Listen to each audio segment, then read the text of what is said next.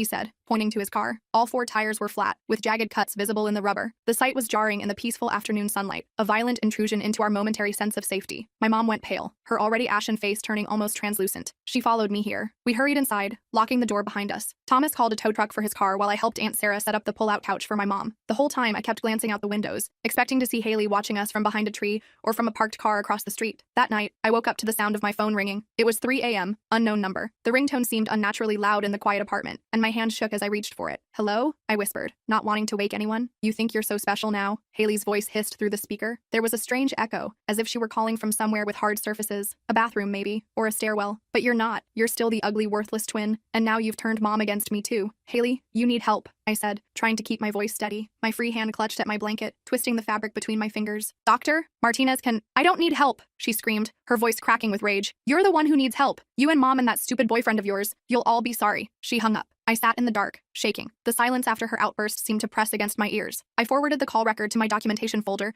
then went to check on my mom. She was awake, sitting on the edge of the pull-out couch, her silhouette illuminated by the streetlight filtering through the blinds. "I heard," she said quietly. "She called me too." "What did she say?" My mom looked up at me, her face ghostly in the dim light from the window. "That she's coming for all of us." The next morning, we found a dead bird on the doorstep. Its neck had been twisted at an unnatural angle, and a note was pinned to its wing with what looked like a safety pin. "Family meeting. Tonight, or else." The sight made my stomach lurch. I'd known Haley was disturbed, but this was a new level of disturbing. This was calculated cruelty, designed to terrify us. Aunt Sarah called the police this time, despite my mom's protests. The officer who came took the bird and the note, but didn't seem overly concerned. He was middle-aged with a slight paunch, and he kept checking his watch as if he had somewhere better to be. "Family disputes are complicated," he said, writing something in his notebook. "Has she made any specific threats?" We showed him my documentation and played the recording of Haley's call. He nodded and said they'd send someone to check on Haley, but I could tell he didn't consider this a priority. Just another family drama, not worth the paperwork. After he left, my mom broke down again. "This is all my fault," she sobbed, collapsing onto the couch. "I always favored Haley, always made excuses for her behavior, and now look what's happened." I wanted to agree with her, to blame her for everything, for years of looking the other way,